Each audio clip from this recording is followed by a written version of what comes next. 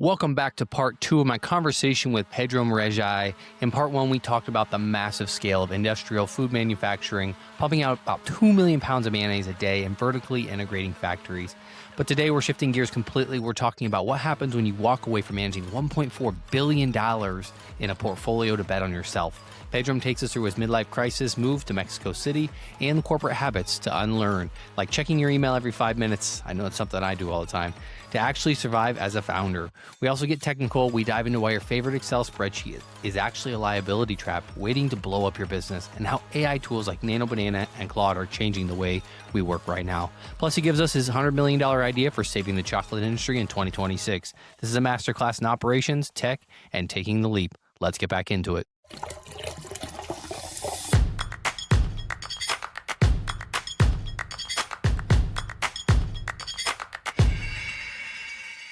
Okay, we're into the last 5 months now.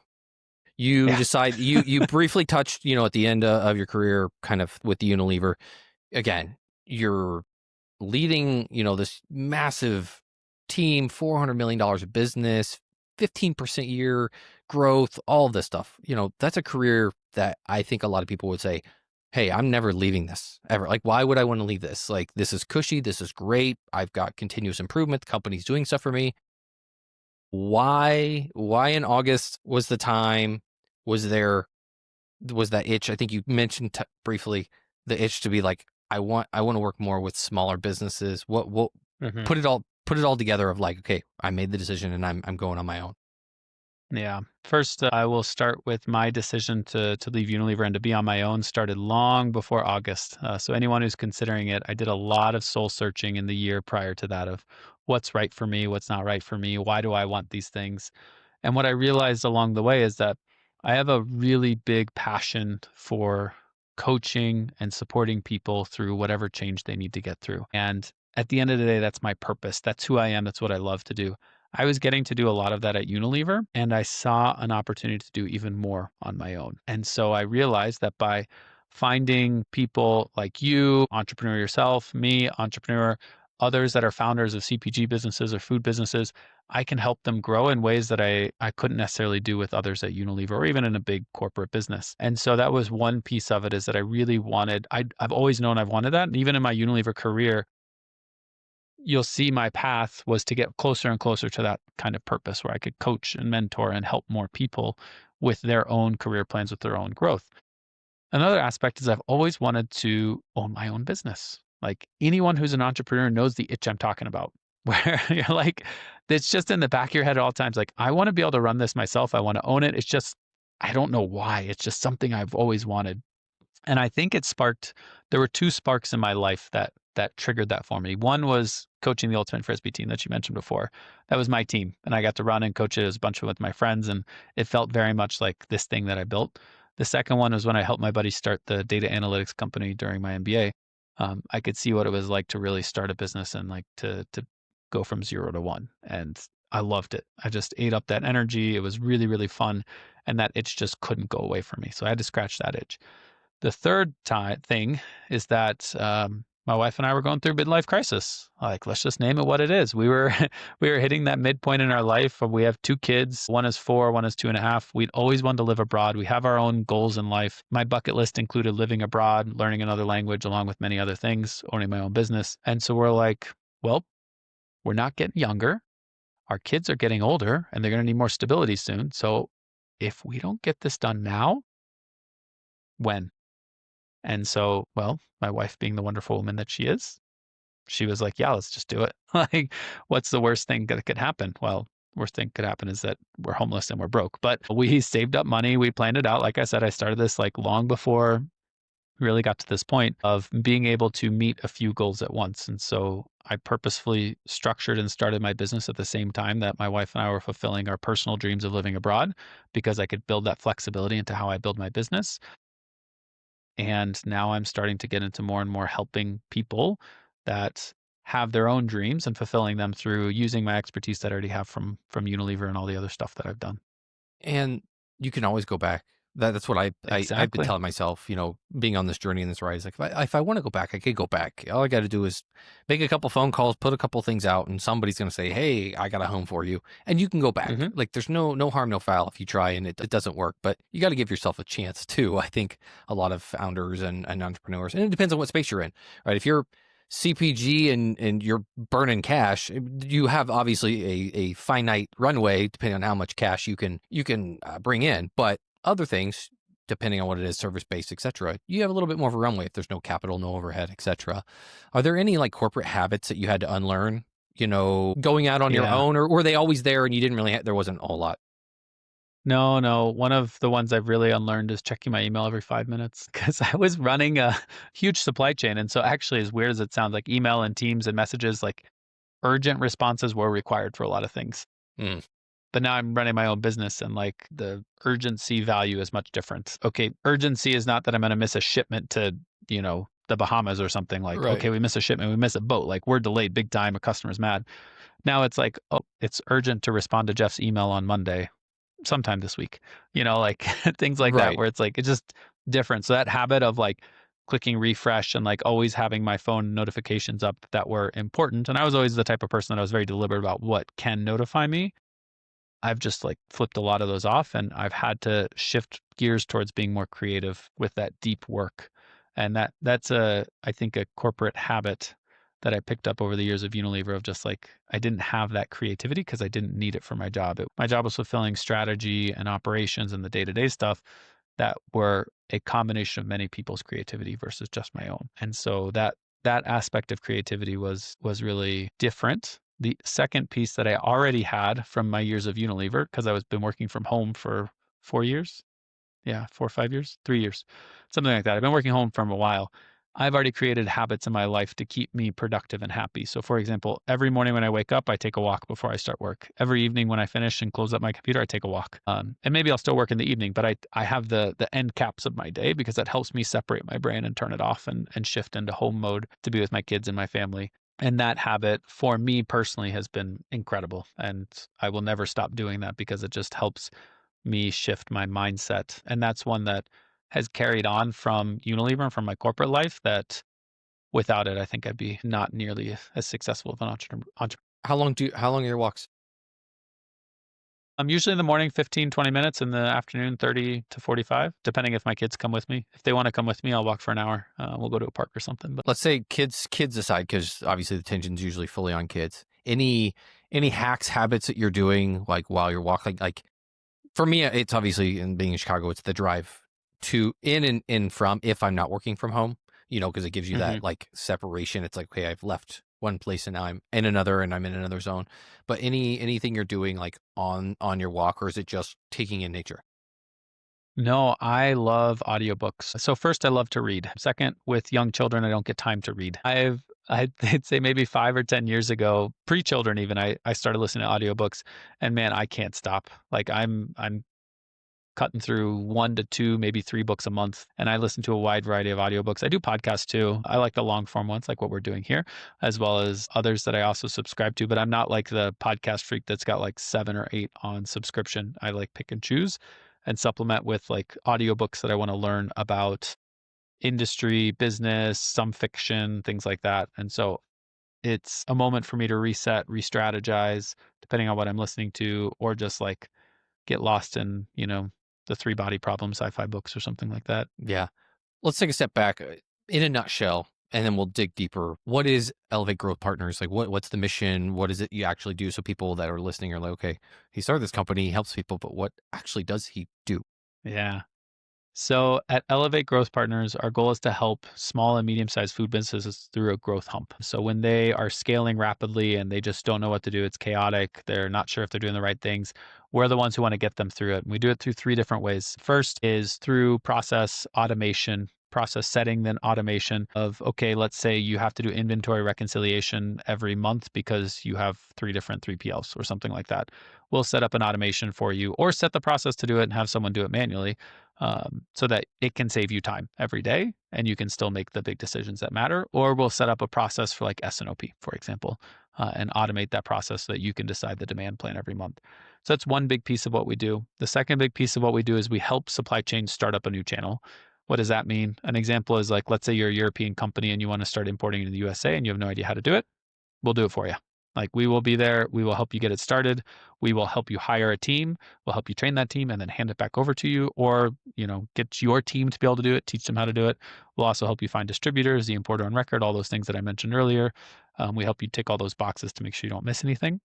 And the third thing that we do is fractional services to get you through that growth. So let's say you just grew 50% and you're not sure if you need to hire one more full-time person. Well, we can be your fractional person for an interim period of time. So let's say you need one more supply planner and you're like, well, I only have part-time work for them. We will do that for you. We can have 50% of a supply planner because I can spread it across a few clients. But the key is that we don't want to do it long term. So a lot of the fractional services want to be with you for a year, 2 years. Our goal is to only be with you until we can get either automate your process so that you don't need that person, or help you hire the person and then hand it over to you, train them and hand it back to you. So we're like a service provider that wants to leave as quickly as possible because that means we're doing our job and really teaching you how to do it. The other unique thing about my company is that we are success based. So we do all these things, fractional services, everything, but off of deliverables, not off of, you just pay us this monthly fee or hourly fee. I don't ever really want to work hourly, and I don't really want to just do strategy. I won't take just a strategy project. It has to be strategy plus execution because so many things happen during execution that change. And so we build our success metrics based off of our mutually agreed goals. Usually that's volume growth. Usually that's moving or starting up the new supply chain, first shipment, let's say, or that could be reducing the time spent on this process by 20 hours a month. Once we hit those goals, then we get paid. So our clients know that we are truly in it with them rather than just trying to eke out more hours and suck on that revenue model. Because I think I'm a big believer in aligning incentives for both sides. And when you do, I think both can be very successful. Yeah, it's most people don't think about it that way, but when you bring success, and your client sees it, then obviously they're going to want to pay for it, right? Why wouldn't you want to pay if you have a growth of XYZ or whatever again the project is, and it's successful? Why wouldn't you want to reward, the person that helped you, and you're not worried along the way of like, okay, I'm being nickeled and dimed, and oh, we got on a call today for 10 minutes and I got billed for an hour, and then I sent him a text message and I got billed for another hour. The whole lawyer model. But when does a founder, like, when do they know to hire their first person in ops? Because bookkeeping, that kind of stuff, that's obviously usually the first things to get sourced to somebody, which makes sense. But when it actually comes to ops, when is it time, and how do they know when to hire that person? The trigger I tell every founder is when you are focused on ops and not the rest of the business. That's the right time. Usually that's quite early in the journey, earlier than most founders think. But the moment that you're losing half your time, 70% of your time to the operations of fulfilling orders or going through your supply plan or dealing with the CM, that's the trigger. And it's way earlier than a lot of people believe. Now, there are ways to get ops people in where you don't have to hire full time and you can have a clear process set. You can even get virtual assistants to do a lot of this stuff. But a lot of people don't think of it that way. The reason I say that is because founders are the best proponent of their business. They are the best salesperson for their brand. They are the best person to do so many other things than just the day-to-day slog of fulfilling orders. So I always believe that a founder's best return on investment is not to be doing ops. Save that for the people like me that love this stuff and can do it faster and can automate it and make it easier on you in the long run. Like, because then you'll be happier, we'll be happier, we'll all at the end of the day win. Okay, I got to touch on the subject of Excel because it was my baby for many, many years. I learned it inside and out, and this was before let me preface, I learned it before AI was really what it is today, where it's a powerful tool, it's integrated into everything. So Excel, this was the days where you're using Power Queries and those type of integrations. You've said, spreadsheets go from helpful tools to liability traps. Why? So first, I was the same as you, Jeff. I love spreadsheets. I still love spreadsheets. I do so many things in them.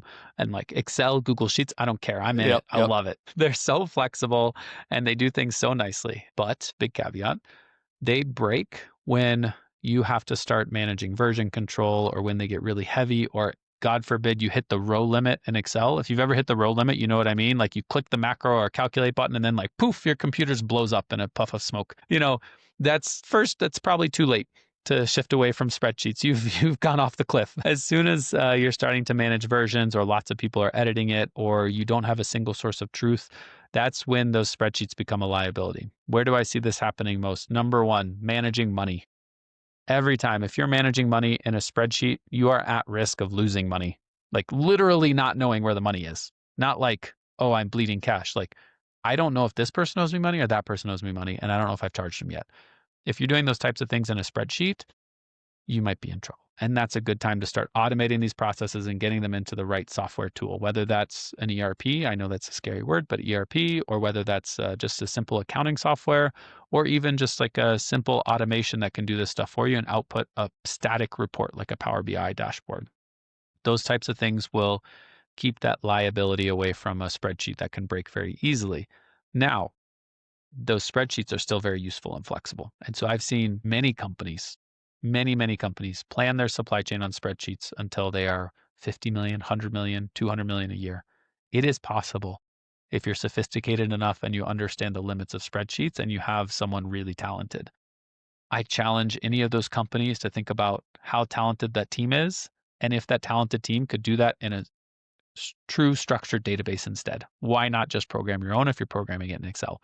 In which case it's much more stable. So those are some of the things that I think about when I start to do this, but every business that's starting out, if you're listening, start with a spreadsheet. Don't build something fancy because you don't know your process yet. In order to get out of a spreadsheet, you have to know your process and it can't change too much. So start with the spreadsheet, let it grow, get a little scared of managing in a spreadsheet, and then call someone Yeah. for help. Yeah, went through that. And to your point, seeing a company, like I went in somewhere and saw, and I was like, wait, all of our recipes are in spreadsheets. All of this are, it kind of blew my mind because I think at the time it was like $30 million revenue, 40 million, something like that. And I go, we run everything off of Excel spreadsheets. And they're like, yeah. And I was like, what do you mean? And coming from a large company, I was at Aramark prior. I was like, no, we have a whole system that it does all of that work for us. It calculates our forecasts and it scales for us and it menu develops and blah, blah, blah, blah, blah, blah, blah. And they're like, no, we just use this Excel file. And then having a little bit of knowledge, I started looking through it and inventory was done in Excel.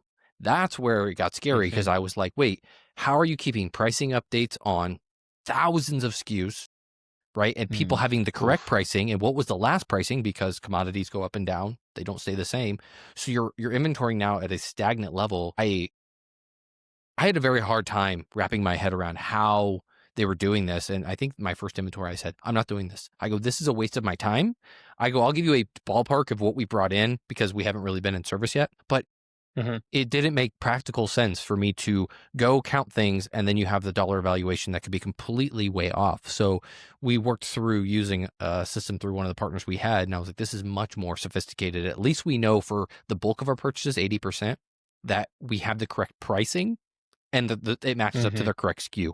The other 20%, it's not the end of the world. You're probably going to be off by, depending on the size of the account, 0.5% to 1%, depending on how good you were at managing it all. But I saw it first place and it is mind blowing how you can run a business of that size. I mean, just what I've started.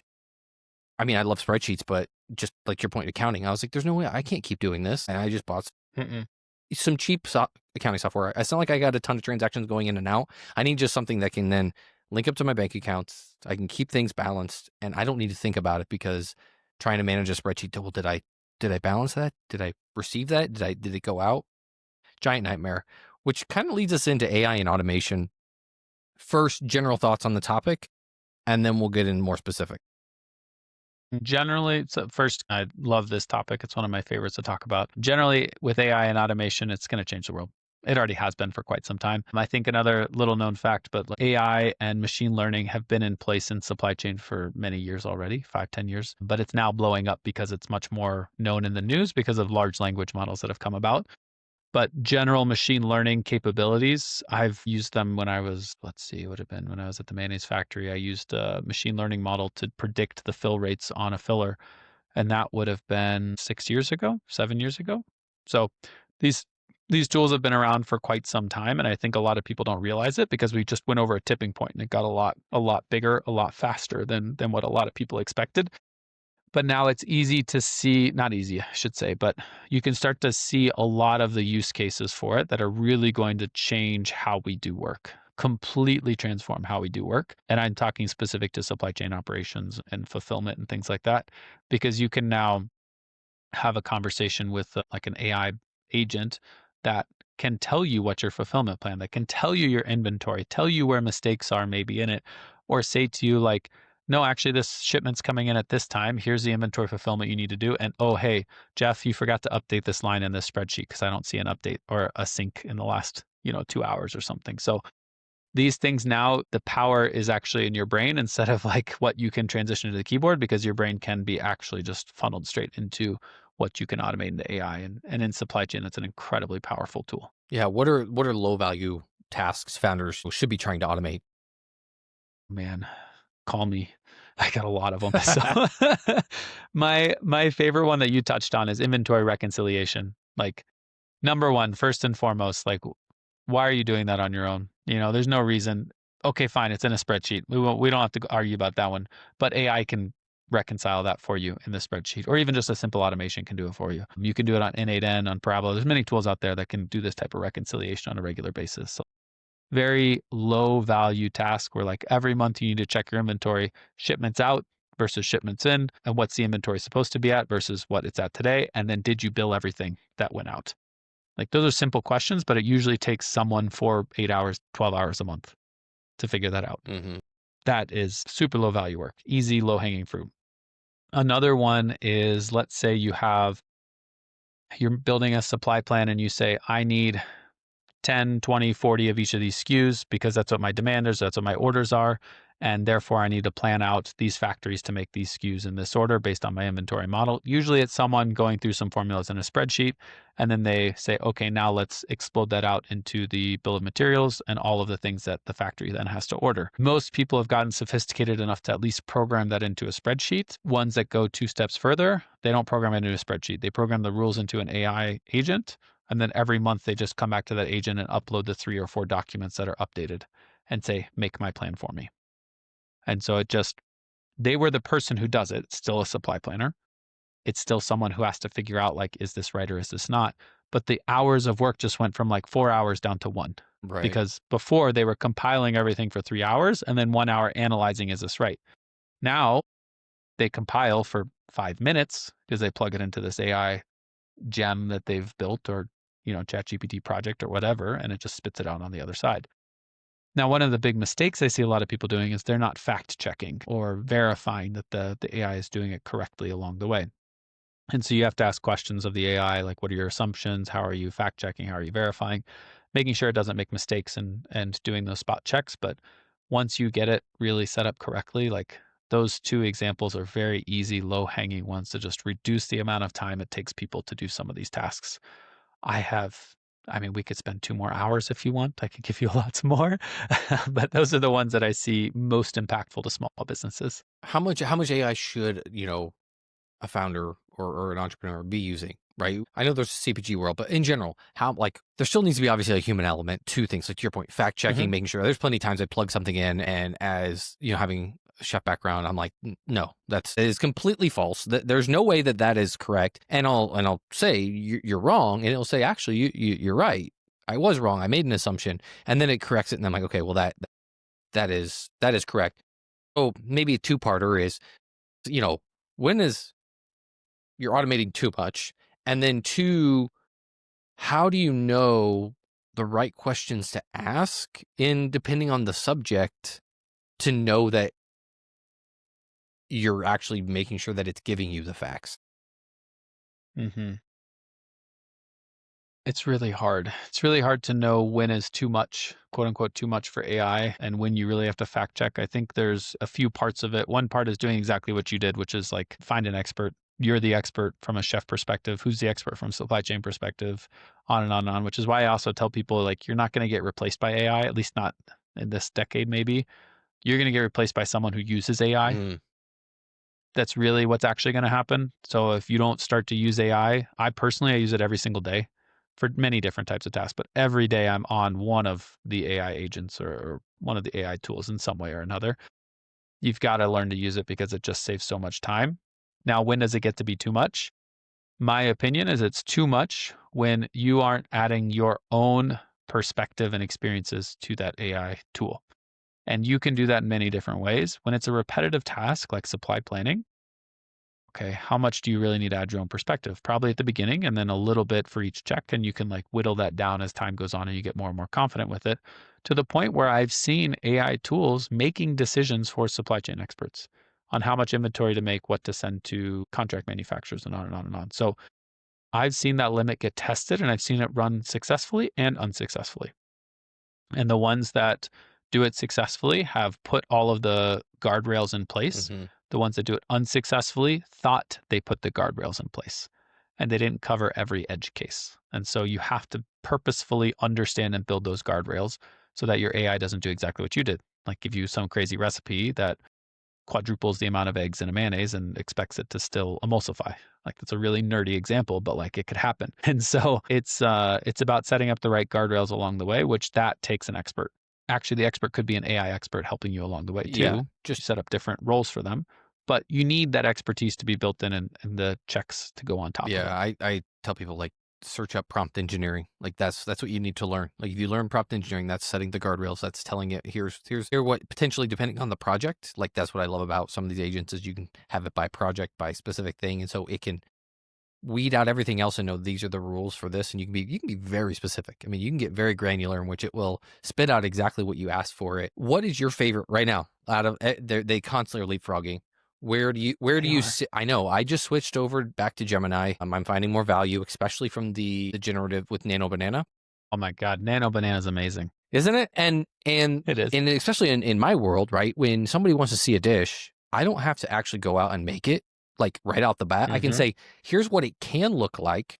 Is this what you're looking for? And now I don't need to waste my time, supplies, getting it, put it all together. Hmm. I can say, and if it is, then we can go and recreate this. But is this what you're looking for from a dish? And I challenge people. I'm like, it's been just transformative from what I do. And again, from recipe planning and development. There's a book called Book of Flavors. And before you, I mean, it's sitting right over there. You would just flip through it and you'd be like, okay, I want to do pork today. You'd find pork. Okay, what matches up with pork? Okay, apples pair really well. Okay, well, why? And now let me go to apples and let me figure out, you know, what kind of apples do I need to serve, right? There's so many varieties, right? It's all now inside of it. And if you don't know, you can literally load an entire book if you have the PDF of it and say, this is the reference guide I want you to use because I want you to follow the rules of this book. And it will follow the rules of that book It will. and tell you exactly what you would be looking up. And a lot of people just look at me and they're like, well, that's taking the creativeness away. I go, I'm still fact checking it. I'm still in control of what the final thing is going to be. It's just helping me ideate. I don't need to be in a room full of 10 other cooks or culinarians to say, what do you think about this? And how would that work out? And if we cooked it this way, what would the texture be? It's going to give me that and I can play it all out in my head and kind of figure that out. So I guess going back to the root question, what's your favorite right now? Yeah, yeah. First, I love the rabbit hole you went down because I've been through it so many times. And actually, a funny recent story for me on the other side of it is my own business strategy. Like I've been toying with having to change it. And it was Sunday night, last Sunday night, I was like, kind of like spiraling myself down this hole of like, oh, I have to change my business. This is working. This is not working, blah, blah, blah. My strategy's all messed up. And I was like, let me go to my AI agent. Because normally I call my mentor. Like I have 2 or 3 mentors that like help me through these problems, but it's Sunday night. Like I'm not just going to pick up the Yeah, phone yeah. and call him because like he has a family. So I was like, okay, let me go to my favorite AI agent for business strategy, Claude, by the way. So I'm answering your question in parts. Claude is my current favorite one for cerebral conversations as well as word content generation. I think it does the best for those types of things. I'm really enjoying their Opus, I think, whatever the highest tier one is. And so I went to it and I loaded in my previous business strategy, what I'd written for it, some information about me and context of my company and blah, blah, blah. And I said, just have a conversation with me and help me through this as my business mentor. And oh man, Jeff, you wouldn't believe it. 30 minutes later, I was like, clarity in my head all of a sudden. Mm, And my wife asked me, she's like, I mean, that's great, right? But isn't it like reflecting back on you what you thought? And I was like, yeah, actually it is in a good way. In the sense that it helped me clarify the actions I needed to take. And then I checked those against like, does this really make sense for the feedback I'm getting from clients and consumers and on and on and on.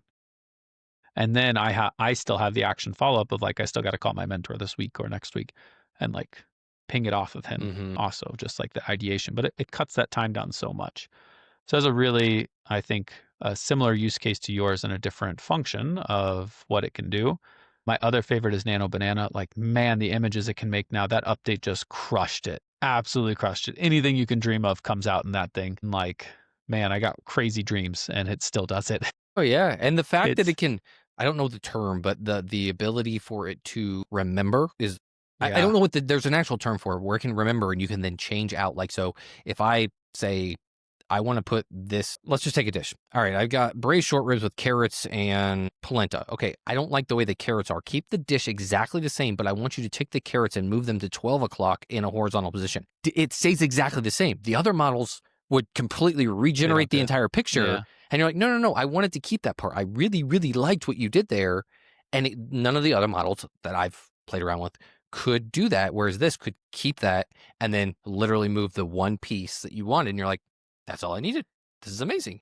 Mm-hmm. It is. It is. That the most recent update for Nano Banana Pro, like that's what really took it over the edge, I think.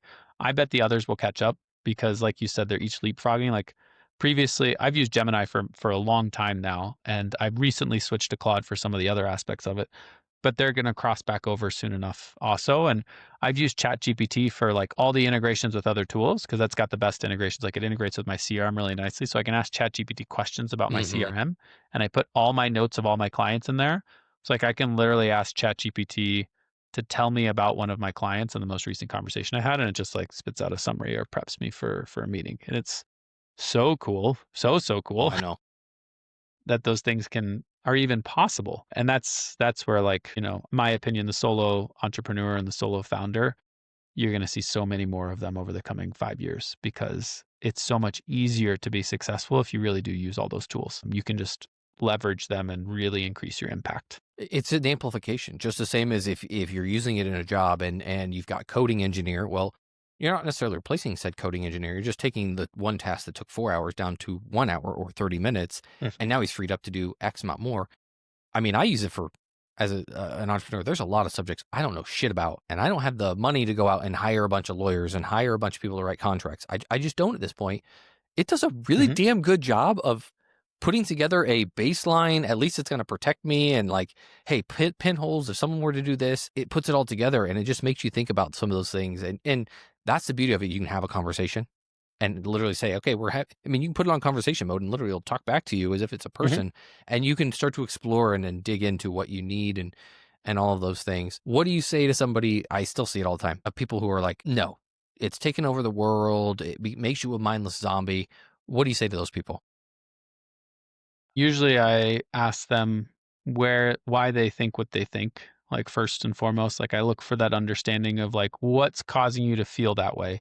Is it fear? Is it, the fact that you're remembering when social media did this? Like if we look at history, like this has happened many, many times. People said the exact same thing in the Industrial Revolution when we had cars invented. People said the same thing when social media came out. People said the same thing about the internet. People said the same thing about Y2K. Like you can pin that same story on each of these revolutions, and all of them can be used for good or evil. And so I always ask those people first and foremost, I try to help them dig through like why they feel the way that they do, because that's usually you can find out what experience they had that was either negative or impactful to their life that makes them closed off from those types of changes in the world. And also, like to those people, I say, whether you like it or not, it's happening. Whether I like it or not, it's happening. And so your feelings are valid and great, and we can't stop it.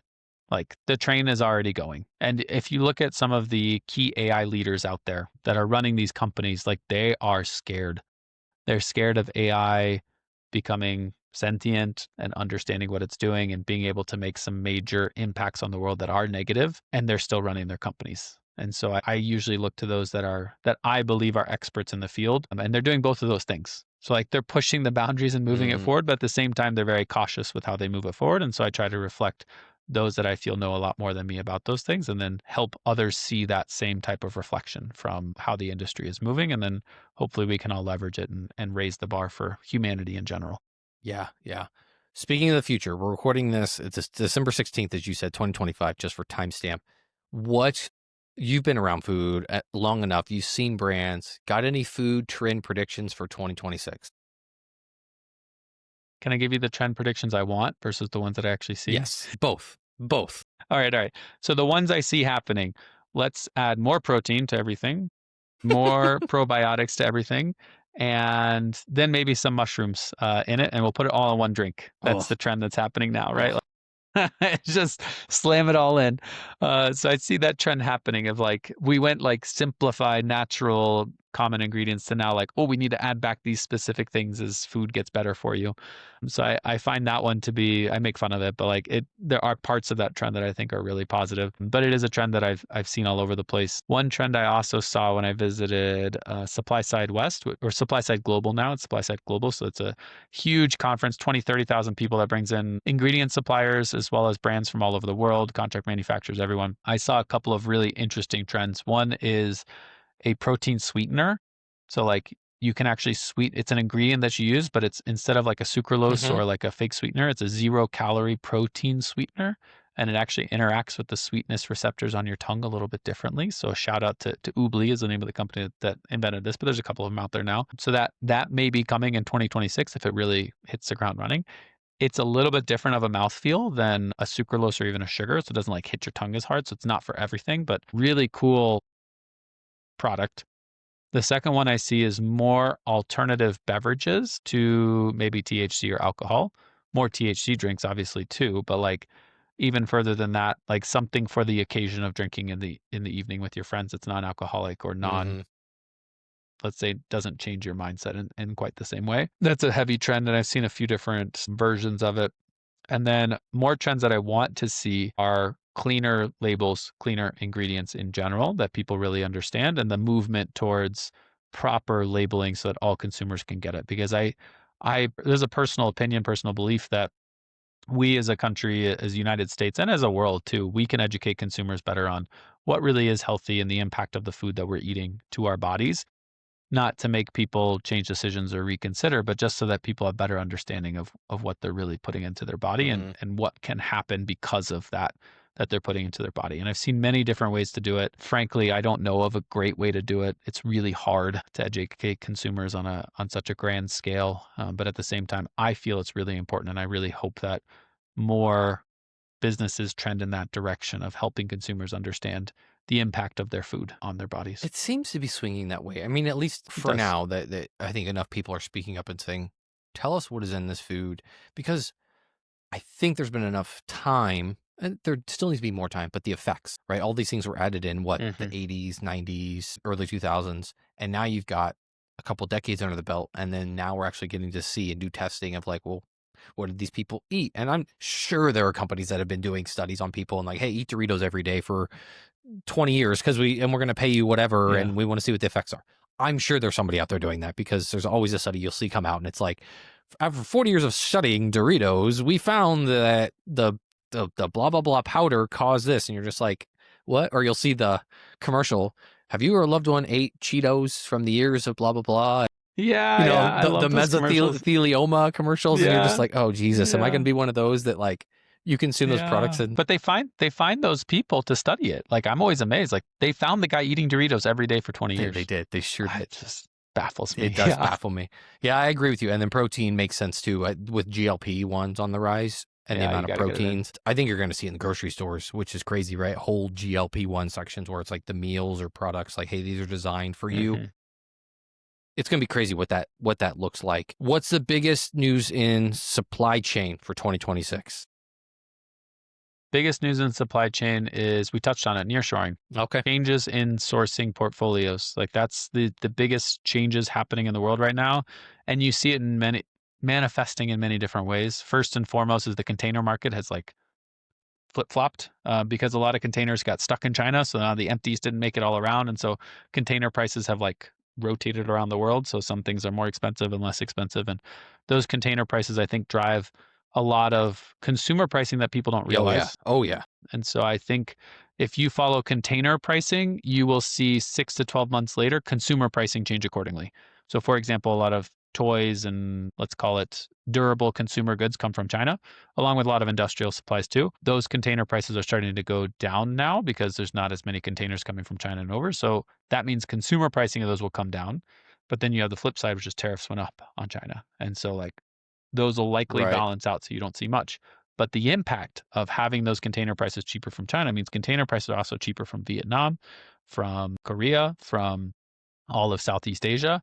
And so those products can now make it for cheaper and they don't have as many trade barriers. So I see that as one big change for 2026 is that whole pricing model. I see a big change of manufacturing getting nearshored. How much is very debatable.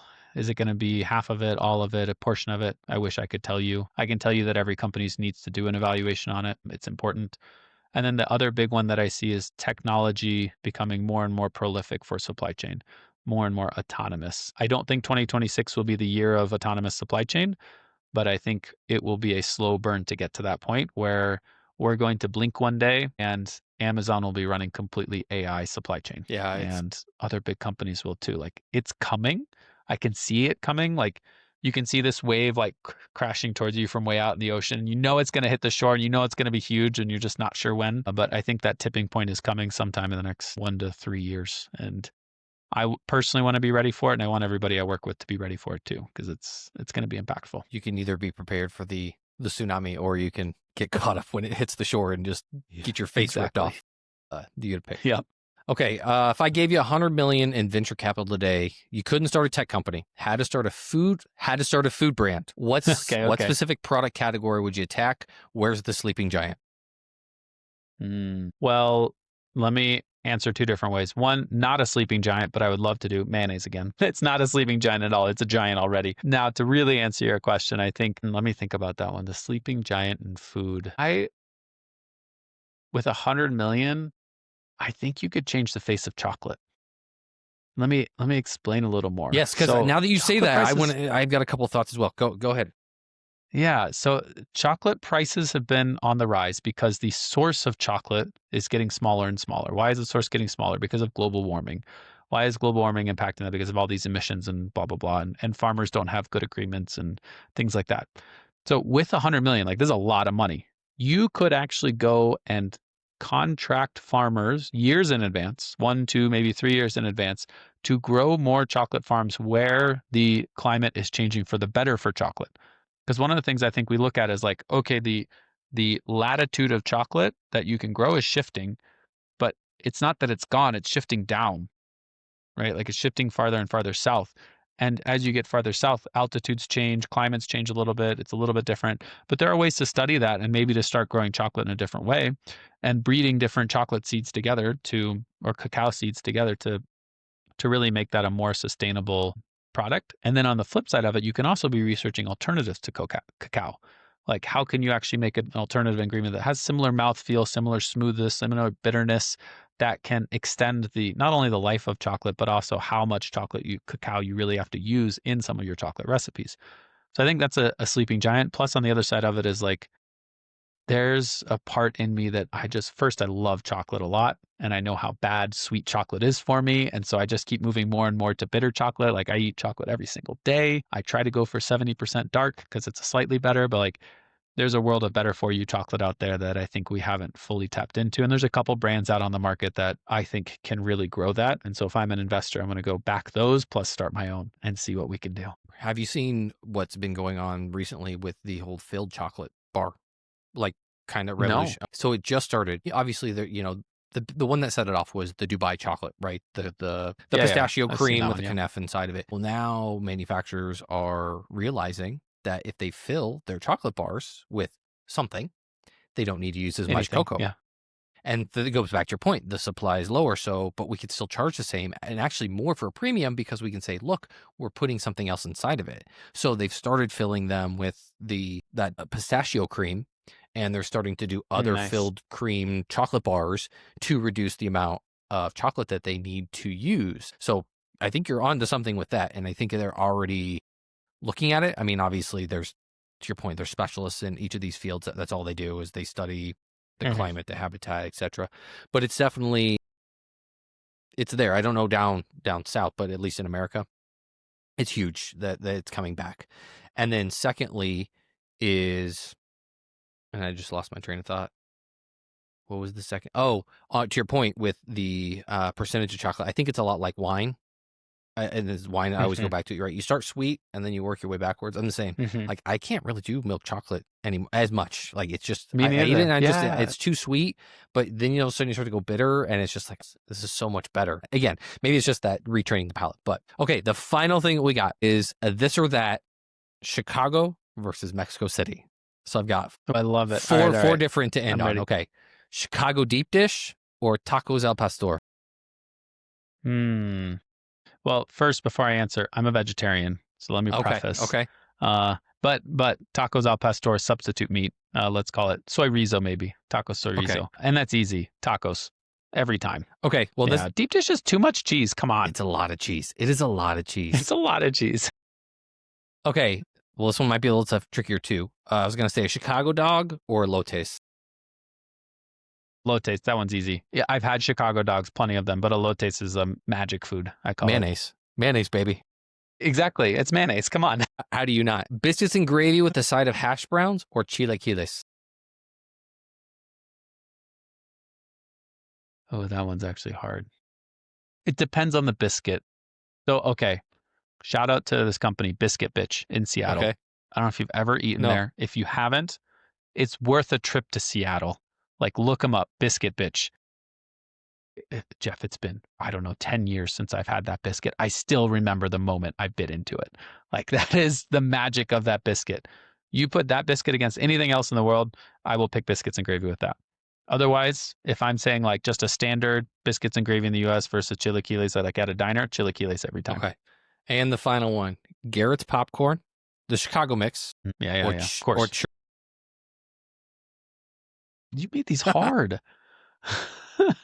Okay, churros, because I have a terrible sweet tooth. And Garrett's Chicago mix is like something that I could just eat for a snack. Whereas like churros, like I'm just like, I'm going to go off the cliff for today and eat like 4 churros with chocolate dip. And that's just going to be my sweet tooth fix for the week. I think I have to side with you. I think Mexican food is one of the best foods in the entire world. Like, Yeah. I don't, it's very hard to It not. is.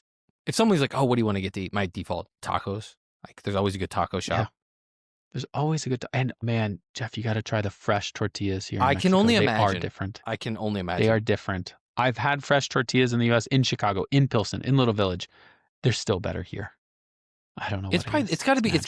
it's got to be the locally grown. It has to be because it was a safe. Well, thing. I did some light chemical engineering research on this because that's just who I am. The corn that they use here is slightly different, like a different starch content and blah, blah, blah. It's like not number 2 dent corn from the US. And they use a different amount of, what is it, lime? Like the powder that they put on it to nixtalize, make the corn go slightly moldy and like break it up. They do a different amount of that to make the cornmeal a slightly different. So they dry out faster, but oh man, they have a different texture and they are better.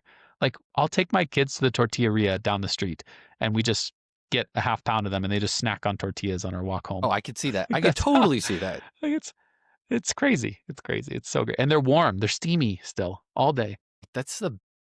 I got to say, one of the best things, I mean, the best you can get in Chicago is when you get to a local, like, Hispanic grocery store and the El Milagro tortillas are still steaming in the bag. Oh, yeah. And you're just like, oh, I know I got a best. good batch today because there's steam inside the bag. They're still hot. Yeah. Okay. Yeah. This is the longest podcast I've ever done. This has been fun. Nice. It was really fun. I enjoyed it a lot. Yeah. So as we wrap up, where do people go? They want to learn more about you, the business, and all that good stuff. Yeah. So first, you can email me at pedrom@elevategrowth.partners, just like it sounds, Pedrom, Pedro. I also have a website, elevategrowth.partners. There's no .com, elevategrowth.partners. And you can check us out there. Also, follow me on LinkedIn. That's actually the best way to keep up on us. I do post a few times a week, more insights like this if you want to learn more. You can follow me for all sorts of stuff. I talk about everything from AI to how to manage S&OP to when spreadsheets break and fail and what to do, and actually when to use spreadsheets too. So you can get lots of insights that way. And then, yeah, that's the best way to get a hold of me. I also love to chat about supply chain or operations and how to grow your business. So if you ever just want to have a conversation and nerd out about supply chain or mayonnaise or how to make food, I'm here for it. So give me a call. All good things. Pedrom, thank you. And if you like this episode, again, we'll see if we're going to one-part it, if we'll put it out as a full episode. Yeah, sure. We'll see how it all goes. But if you like this longer forum, let me know. Go visit Spotify, Apple, etc. Leave a comment. Let me know. We could do more like this or other guests that you're wanting to see. And I think that's it for today. So Pedrom, again, thank you so much. And until next time, we'll catch you on the sunny side. Thanks, Jeff.